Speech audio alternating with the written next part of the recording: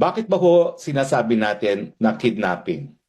Well, unang-una po, malinaw po na ang Rome Statute ng ICC mismo, ng International Criminal Court, ay merong proseso na nakasaad sa Article 59 kung paano aarestuhin ang isang tao na merong warrant of arrest na in-issue ng International Criminal Court. Paulit-ulit ko na pong sinabi yan dito sa Spokes Hour na hindi po pwedeng idiretso sa eroplano. Pero yun nga po ang nangyari, diniretso sa eroplano. Kinakailangan po, iharap muna siya sa isang lokal na hukuman.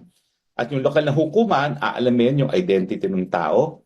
Pangalawa, na alam niya yung nature of the charges against him. At pangatlo, na siya ay dapat ngang mapadala sa The Hague. So ito pong prosesong ito sa lokal na hukuman ay halos kapareho na extradition.